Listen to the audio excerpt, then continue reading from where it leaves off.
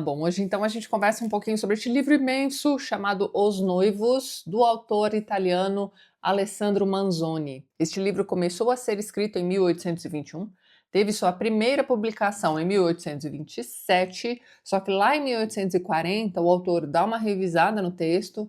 Salvo engano, ele vai modificar alguma coisa no final da história também e vai lançar a edição definitiva.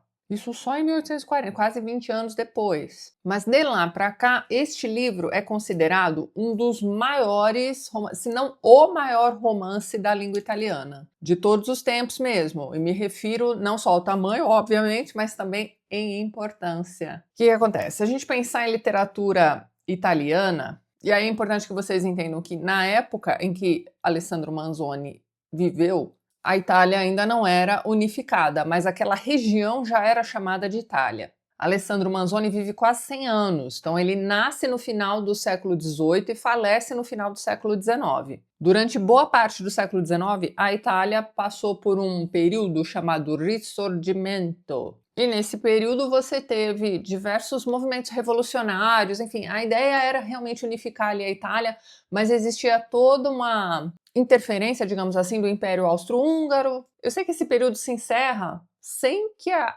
Itália seja unificada, né? O status quo fica igualzinho. Aí o que você tem é um Alessandro Manzoni que era muito interessado nessa questão também de unificação do território, mas você tem também uma questão de que ele era envolvido com política, mas ele não fez parte de nenhum movimento revolucionário. Ele achava que tudo isso precisava ser resolvido de uma forma mais orgânica, talvez. Era o deixa estar para ver como é que fica, sabe? Não exatamente o vamos correr para continuar no mesmo lugar lá do Lampedusa, um século depois. Estou me referindo ao Leopardo. Então veja, a unificação italiana mesmo só vai acontecer lá no século XX. Mas essas revoluções do ressurgimento vão dar origem, vão dar origem não, né? Bom, ele viveu na mesma época de Garibaldi, aquele que vem para o Brasil também durante a Revolta Farroupilha, se casa com a Anitta, então. Manzoni era um pouco mais velho do que Garibaldi, mas viu tudo aquilo acontecer.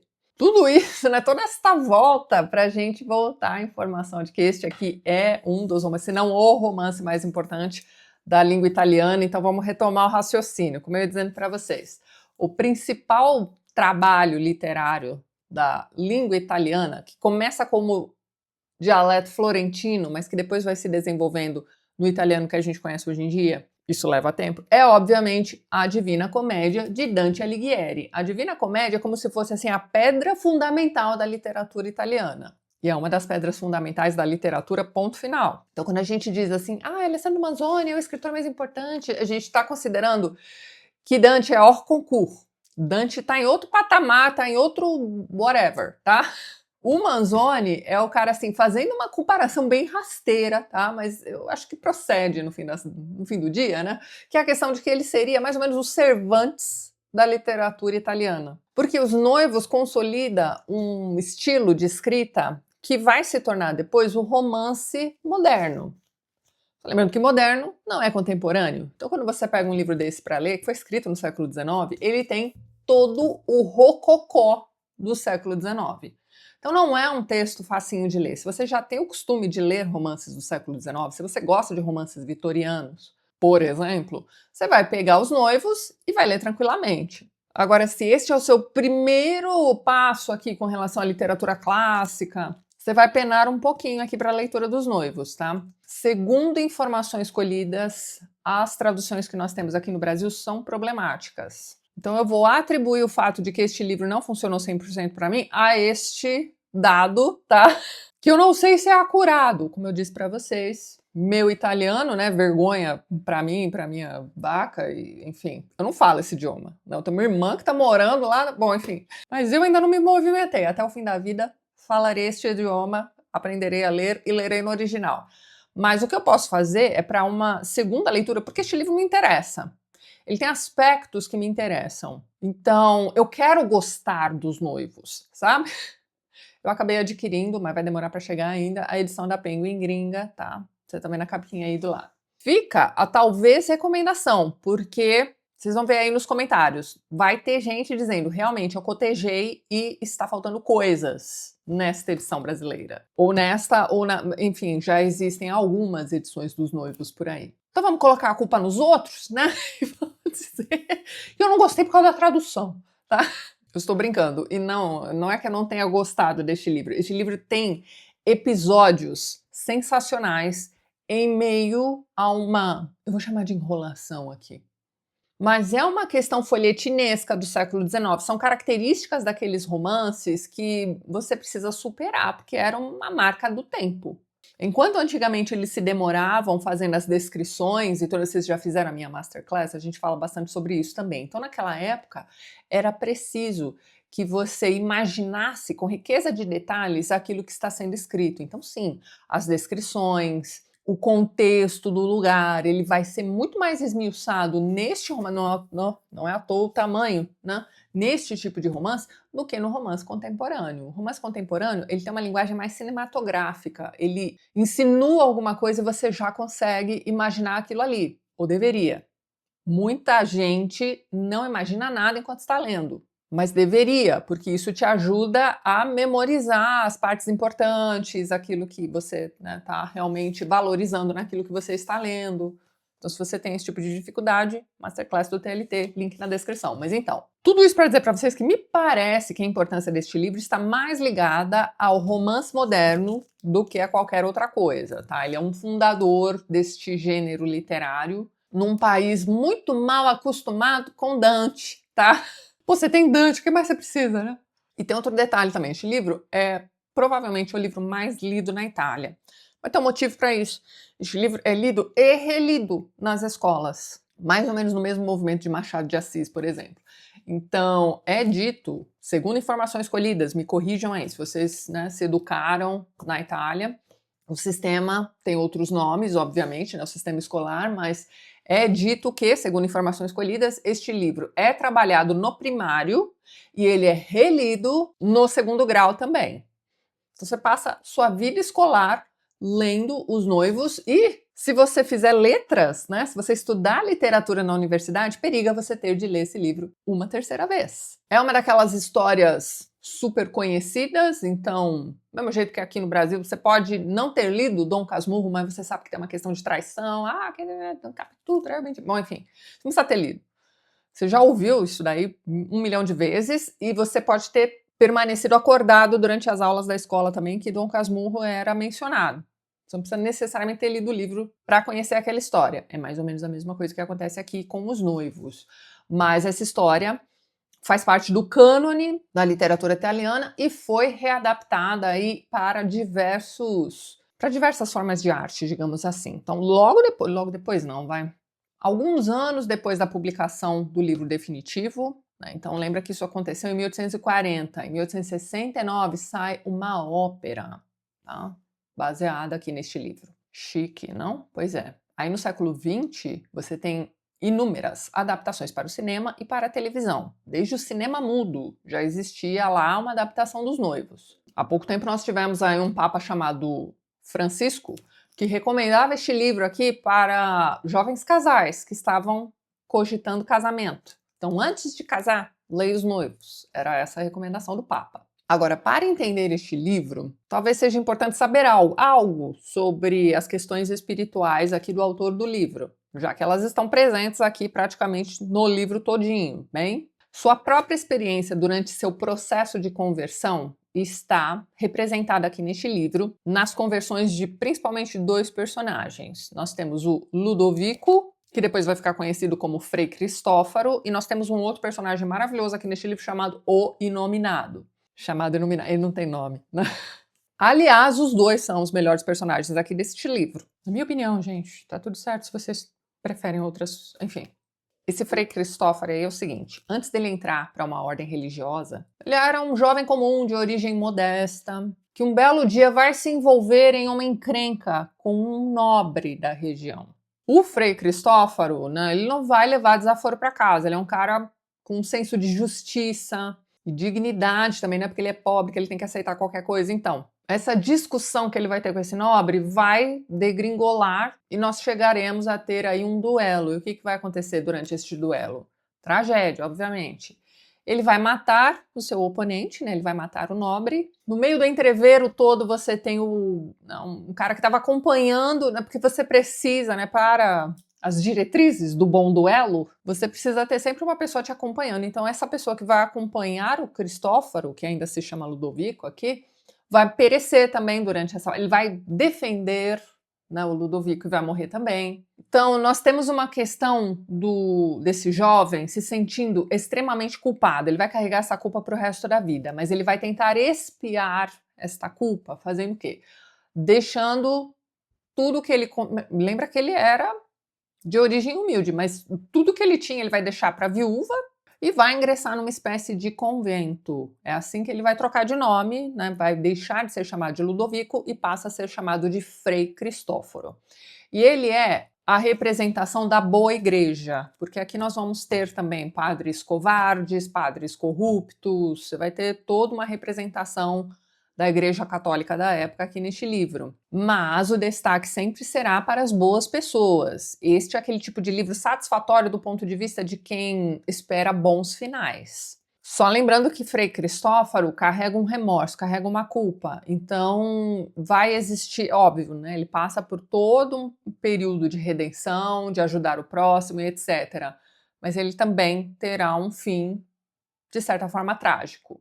Agora, como o frade, ele tenta expiar esse remorso, essa culpa, através da humildade, da caridade e da defesa dos mais fracos. É isso que ele vai passar o resto da vida fazendo, é isso que ele faz aqui com os noivos do título, inclusive. Ele não só... Lembra que ele tem aquele senso de justiça desde a juventude, né? Ele não deixa nada barato, né? Quando ele sabe que está certo. Então, ele chega a enfrentar, para ajudar os noivos aqui do título, ele chega a enfrentar o grande vilão da história, que é o Dom Rodrigo. Resumindo, a trajetória do Dom Cristófaro traz aqui para o livro um dos temas centrais, segundo informações colhidas, inclusive da obra do Manzoni como um todo, que é a possibilidade moral e espiritual através do quê? Do arrependimento genuíno. A gente fala bastante sobre isso na leitura literária da Bíblia, certo? Pois então, aqui você tem uma representação disso daí. Já o Inominado, né, aquele outro personagem fantástico aqui deste livro, é um poderoso senhor feudal. Digamos que ele é um cara que ficou muito rico e muito poderoso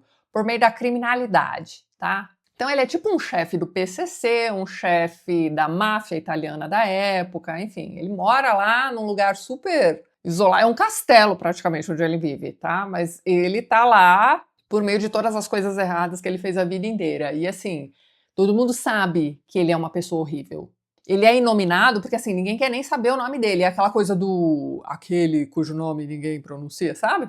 A questão é, essa história que se passa na Lombardia, naquele período em que a Espanha está dominando tudo, né? Enfim. E esse cara, o inominado, é conhecido e temido por toda a Lombardia. Então, logo de cara, você entende que ele é violento pra caramba. Ele será procurado pelo nosso vilão da história, né, que é o Dom Rodrigo. Ele chega a pedir ajuda para esse cara para conseguir levar a cabo a sua tramóia de impedir o casamento dos noivos do título do livro. O Inominado aceita, manda seus homens sequestrarem a Lúcia, que é a noiva aqui do livro, e chega a mantê-la presa por um tempo. Mas a convivência com a Lúcia vai modificá-lo. Ela é uma moça muito boa, de muita fé. Isso vai provocando aos poucos no Inominado uma crise de consciência bem pesada. Pela primeira vez ele entende o vazio de sua vida e o peso dos seus crimes. Então esta culpa acumulada que ele não percebia que carregava, vai perceber só através da convivência com Lúcia, isso tudo vai levá-lo a um momento de grande angústia, insuportável mesmo. Então ele vai procurar por um cardeal que vai ouvi-lo, sabe também que ele não é boa coisa, não é flor que se cheire, é o cara mais perigoso de toda a Lombardia. Bom, enfim, esse cardeal vai ouvi-lo com toda a paciência e compaixão do mundo, vai orientá-lo e no fim dessa conversa nós temos aí um inominado convertido. É uma conversão genuína, conversão espiritual completa. Ele é um homem renovado. A partir daí você tem neste personagem, que era o piorzão da história, né? Dom Rodrigo é o vilão direto aqui, é o cara que tá tentando impedir o casamento dos noivos, mas esse cara era tipo...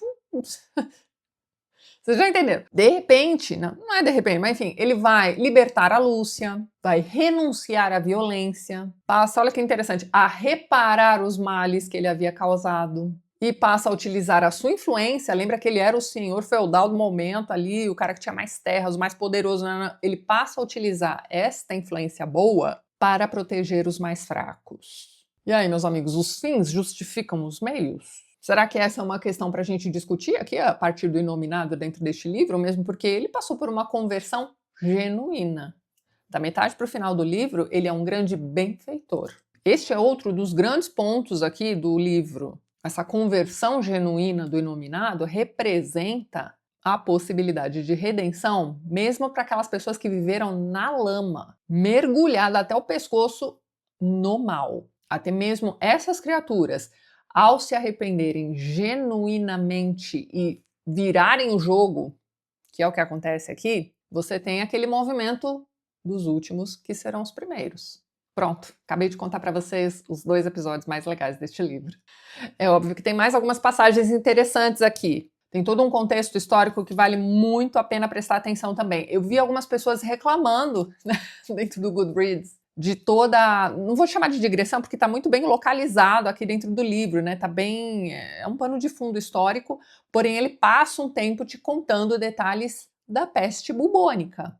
Essa parte da peste aqui também me chamou bastante atenção. Existe um movimento de bola de neve nos problemas, nas vidas destes 2 componentes deste casal, né, que está tentando se casar e não consegue. E a peste, veja bem, a peste se apresenta aqui neste livro também como um dos grandes empecilhos. Voltando um pouquinho a falar sobre o autor do livro, gente, ele é uma figura importantíssima para os italianos. Existe um museu em homenagem a ele. O Verdi fez o seu Requiem, super... Gente, que bonito aquele Requiem. Eu prefiro o do Mozart, mas o dele também é muito bonito. Em homenagem ao Manzoni, assim que ele falece. Inclusive, na Itália, este Requiem é conhecido também como Requiem Manzoni. Ele tem a sua importância também na unificação do idioma italiano para a composição deste livro. É como se ele estivesse, a partir deste livro, fundamentando, instalando, melhor dizendo, um idioma padrão. Então, aquilo que foi começado pelo Dante lá no dialeto florentino, a Divina Comédia, foi consolidado pelo Manzoni. Ele nasce de uma família nobre, a mãe dele era a mulher mais bonita da região ali naquela época. Há controvérsias a respeito de quem seria o pai dele, mas enfim, ele foi criado numa família bastante rica, dinheiro nunca foi problema para ele. Ele recebe uma educação refinada no que diz respeito a artes em geral também. Ele passa por um período de, não necessariamente ateísmo, mas de distanciamento da igreja ali na sua juventude, e lá por volta de 1810 ele retorna à igreja de uma forma assim bastante, como é que vamos dizer? Ele se torna um católico fervoroso. Então ele tem aquele senso de justiça do Frei Cristóforo, enfim, e tem também esta profunda religiosidade, isso para o resto da vida. Passou a vida passando para frente esse senso de justiça, defendia a moralidade, defendia a compaixão para com os mais pobres. Então você tem um homem que vinha de uma família aristocrática, de uma situação muito tranquila financeiramente falando, e que apoiava reformas sociais e se preocupava genuinamente, ajudava genuinamente os necessitados. Figura muito interessante o Alessandro Manzoni, tá? Talvez mais interessante do que o próprio livro. Para mim, pessoal, eu tô falando aqui de gosto pessoal. Pode ser que este livro tenha funcionado super bem, de cabo a rabo, para muitos de vocês. E que bom que isso aconteceu, porque me parece que essa aqui é uma obra para ser amada e apreciada mesmo. Então vamos ao enredo do livro. Você vai ver que ele não tem nada demais. É uma coisa banal, um problema desse tamanico que vai se tornar gigantesco, assim, em proporções inacreditáveis, mas que será resolvido lá para o final. Ó. São muitas páginas até a solução final para o problema. Você vai ter que ter elan, tá? Mas vamos lá. O livro começa com um bando perigoso ali da região, indo até um padre chamado Abândio e dando o seguinte recado para ele. Olha só, amanhã você deveria casar o Renzo e a Lúcia, né? Pois é, esse casamento não pode acontecer, tá? E quem está mandando o senhor se recusar a fazer esse casamento é Dom Rodrigo. Então pronto, a gente tem este padre, né, mal conseguindo dormir aquela noite por causa dessa ameaça, né? Enfim, Dom Rodrigo não quer que ele faça aquele casamento no dia seguinte. Então é melhor ele não fazer. Só que aí no dia seguinte, o Renzo vai até ele para perguntar se tá tudo certo, né? O que falta fazer, não sei o que lá, né? Enfim, casamento é hoje, né? E você tem esse Dom Abbondio aí dizendo para ele, olha, não.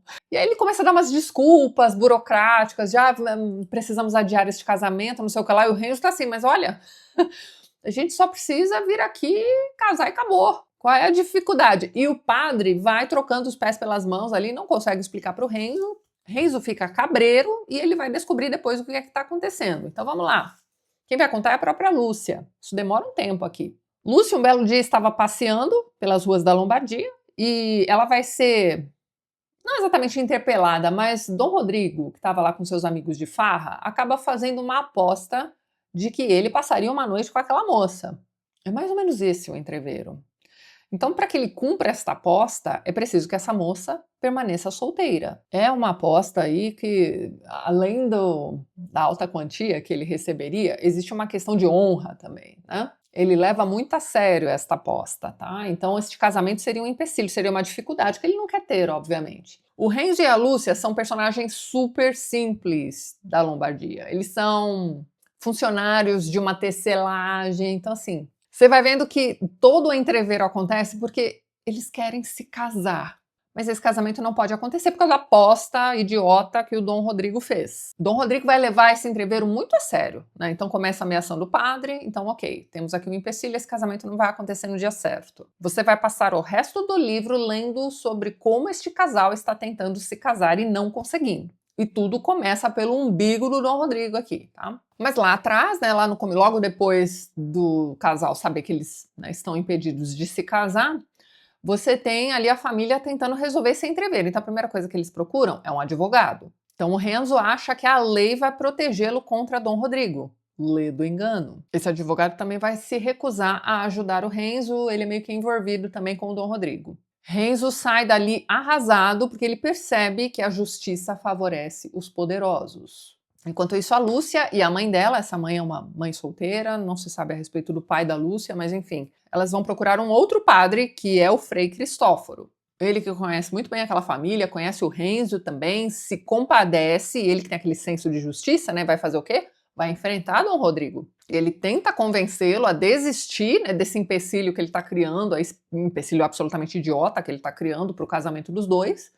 Mas o Dom Rodrigo vai recebê-lo assim de uma forma bastante arrogante, enfim, ele não vai dar o braço a torcer, não vai voltar atrás. A questão é que antes de ir embora, Frei Cristóforo deixa claro para Dom Rodrigo que a injustiça traz consequências gravíssimas. Aí a Agnese, que é a mãe da Lúcia, bola uma tramóia, né? Ela diz assim, ó, vamos realizar um casamento surpresa. Como é que seria isso? O casal se apresenta, né, vai até o Dom Abbondio, que era aquele padre que deveria ter feito o casamento dos dois. Enfim, eles precisam ir até este padre e levar consigo também duas testemunhas. E aí, ó, a tramóia, se eles se declararem marido e mulher na frente do padre com essas testemunhas, pronto, o casamento foi feito.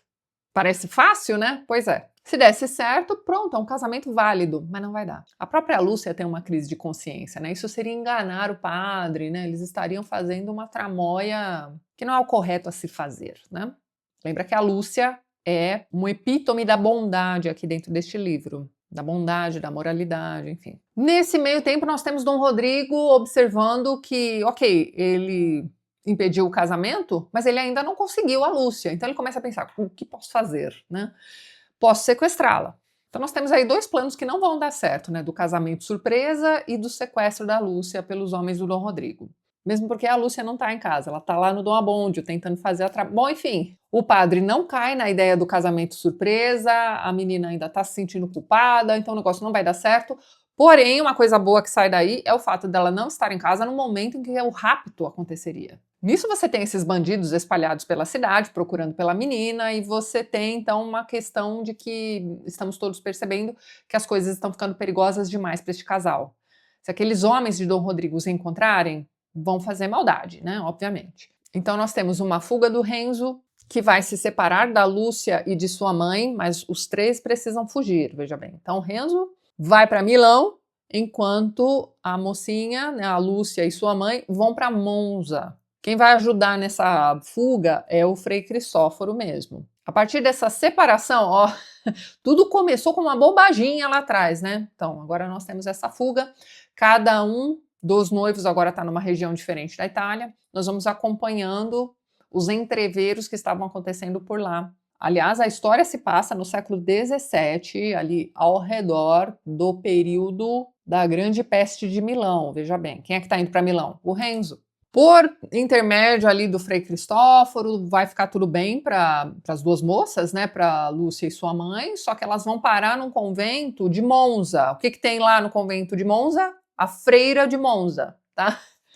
Então, toda a ideia de uma freira corrupta, corrompida principalmente por uma questão de que houve uma necessidade, né, ela não queria se tornar freira. Você vai ler toda a história dela aqui, né? Então, era uma menina que vinha de uma família nobre, só que esta família precisava garantir a sucessão, né? Então, o filho mais velho seria aquele que levaria o nome da família adiante, enquanto os demais precisavam ser entregues à igreja. Essa moça precisa ser enviada para um convento, ela não tem jeito nenhum para ser freira, né? Você vai lendo aqui sobre como ela se apaixona por, enfim, por figuras esquisitas e tudo mais. Então, assim, ela não quer viver uma vidinha, ela vai ser empurrada, obrigada a ir para esse convento. É óbvio que não vai dar certo. Então, a ideia da freira de Monza e das freiras da pá virada, para dizer, aquelas freiras que gostam de jogar xadrez escondidinho, sabe?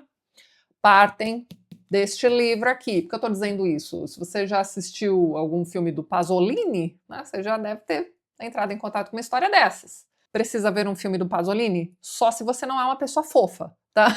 Acho que vocês já entenderam. Mas, para mim, pelo menos, né, que tenho esse pupurri de referências estranhas, né? Saber que essa fantasia erótica tipicamente italiana começa aqui com este livro foi, no mínimo, curioso.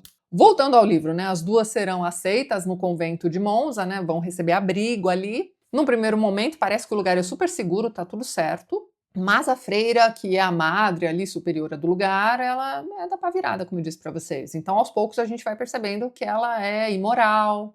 A Lúcia começa a perceber que alguma coisa está muito errada ali dentro, que essa imoralidade está se aproximando dela, mas isso aos poucos, tá? Primeiro você vai ler tudo sobre a história desta freira e tudo mais. Bom, enquanto isso, Renzo tá lá em Milão. Em Milão tá acontecendo uma grande crise. Milão já era uma das grandes cidades ali no século XVII também. Então, estamos passando por um período de fome. Você tem a população, assim, pé da vida, porque eles sabem que as autoridades da cidade estão manipulando os preços dos alimentos, principalmente do pão. Aí você tem o povo se revoltando por causa da fome, atacando essas padarias. Isso tudo é questão histórica, tá? Todos esses detalhes históricos que você encontra no pano de fundo do livro, tudo isso é acurado, tá? Aí você tem o Renzo pegando o bonde andando, esse menino que era, né, de origem humilde, não sei o que lá, mas que também tem o senso de justiça, o mesmo do autor do livro. Então ele vai tentar ajudar aquele povo.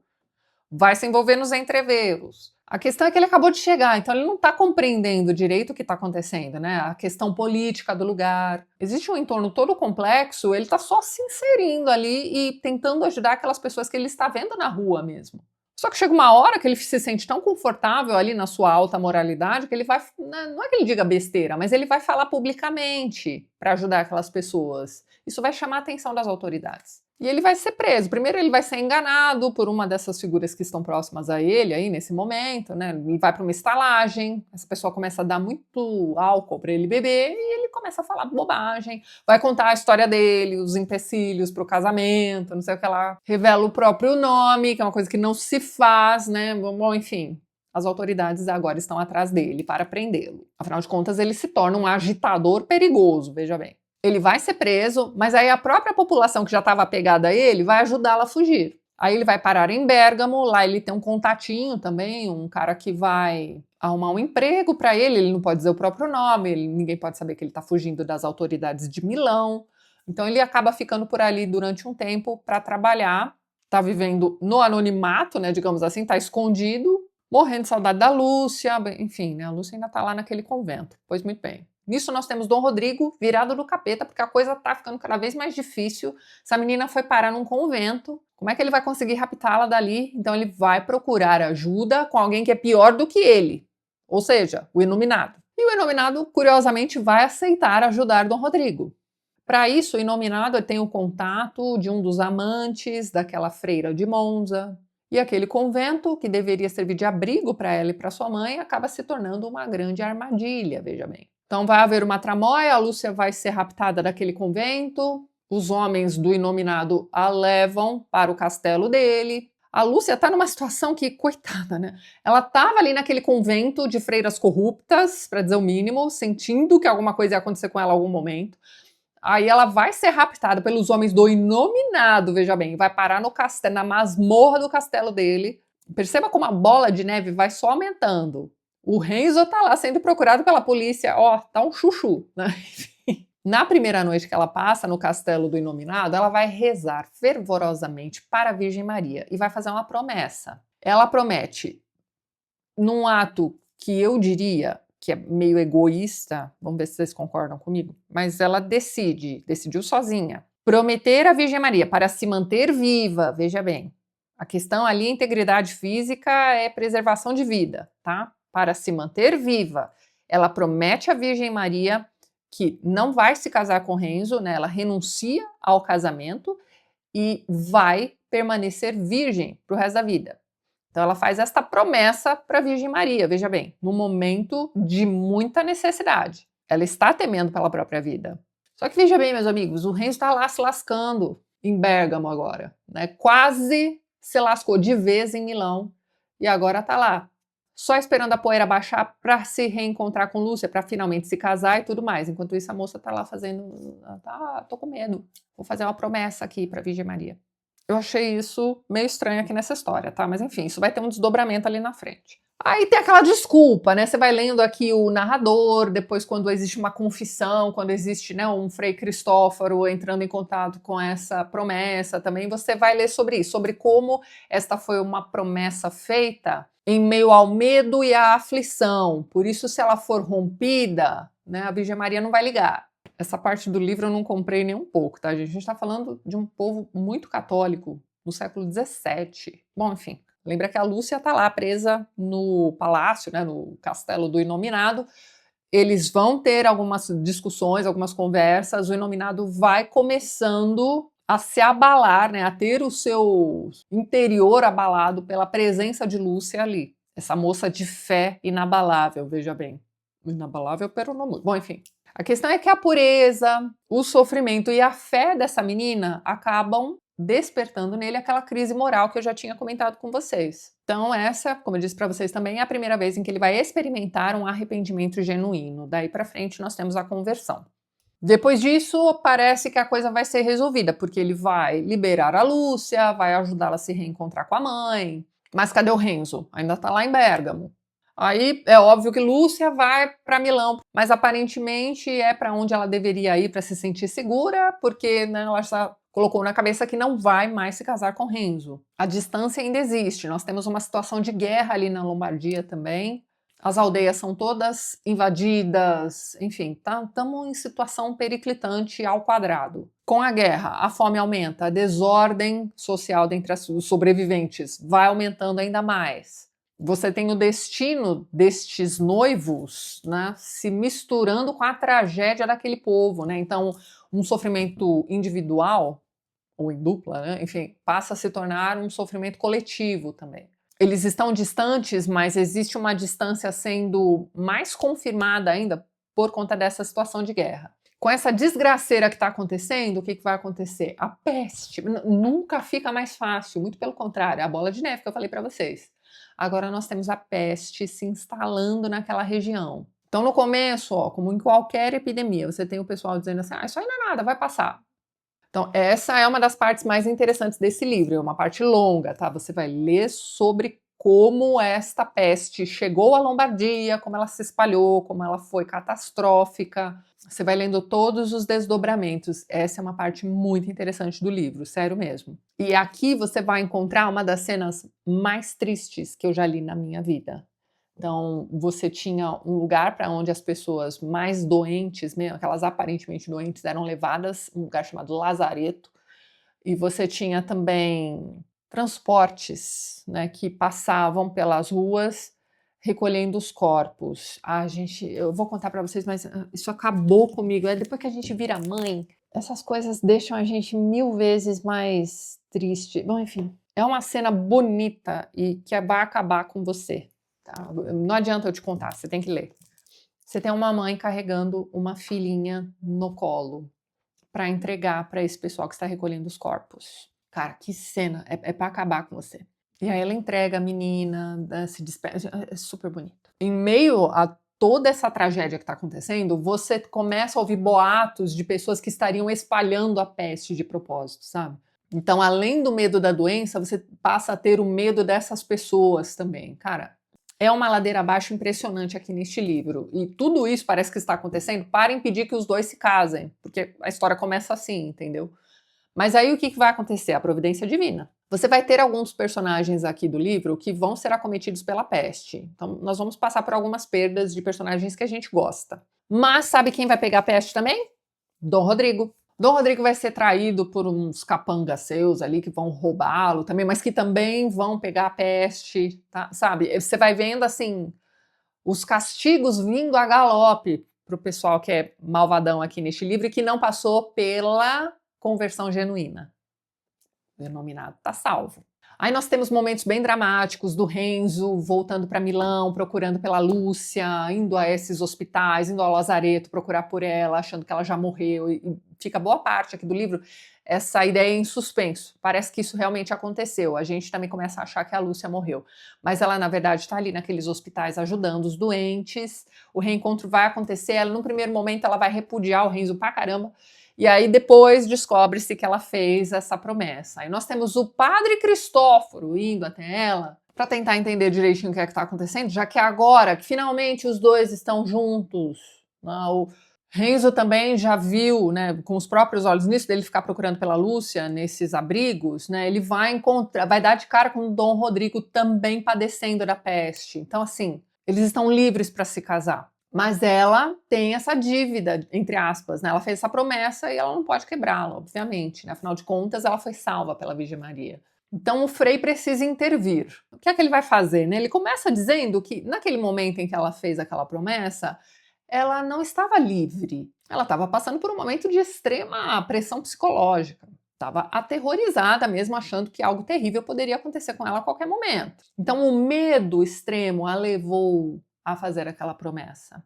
E aí tem uma coisa que ele vai dizer assim que eu falei, cara, isso não faz o menor sentido. Ele vai dizer que prometer a si mesma a Deus, a Virgem Maria, ao fazer isso, ela estava dispondo de algo que já havia sido prometido anteriormente para o Renzo. Então, um compromisso matrimonial já estava em andamento quando ela fez isso. Ou seja, ela não dispunha de nada livre para prometer para Deus. Gente, para mim isso daí não fez o menor sentido. Portanto, olha só a conclusão do Frei. Aquele voto de castidade, virgindade, não tinha a força moral absoluta do livre-arbítrio da pessoa que faz uma promessa de forma assim totalmente de acordo com a religião, sabe? E sendo ele um representante oficial da igreja, ele absolve a moça dessa promessa. E aí a Lúcia e o Renzo podem se casar. Desculpa, para mim isso não faz o menor sentido. É como se ela tivesse sido formalmente dispensada pela igreja, né, por um grande representante, e já que ela foi liberada, tá tudo certo, e agora ela pode se casar.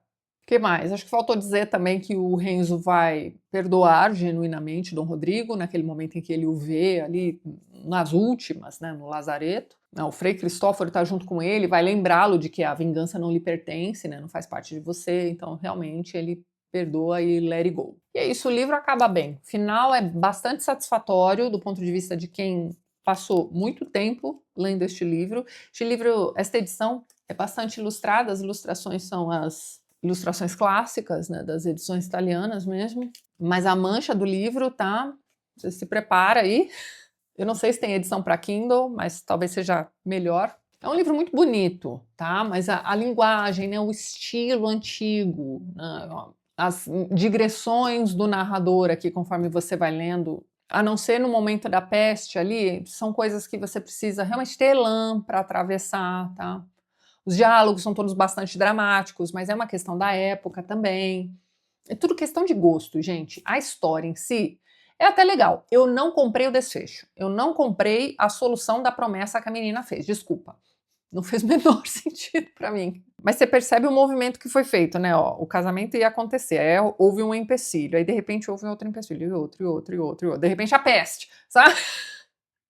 E mesmo assim, essas pessoas que se amam de verdade, que têm um propósito juntos e nananã, vão se reencontrar no final. Eles passam pela guerra também. Então, assim, nem as maiores vicissitudes do mundo, nem os maiores problemas que Deus pode jogar da nuvem para separar essas pessoas, para testar essas pessoas, será capaz de separá-las, né, de seu destino final. O destino é inexorável, Derfel. E vai dar tudo certo no final. É como se o destino desses dois jovens, que você vai acompanhar aqui desde as primeiras páginas do livro, mostrasse pra gente muito mais do que uma história de amor, de resiliência, de luta, de força, de vontade. Né? Neste livro você acaba tendo a história de todo um povo num período muito periclitante, servindo de impulso, servindo de pano de fundo, servindo de ambiente para que essa história se desenvolva. E apesar de, dá tudo certo. Porque houve uma vontade muito forte de dar certo. Contem aí nos comentários o que vocês acharam deste livro e o que vocês acharam desse desfecho. Vocês compraram o desfecho? Eu deveria comprar e ficar quietinha, né? Porque afinal de contas deu tudo certo no final. O final foi o que nós esperávamos que acontecesse mesmo. Enfim, chata, né?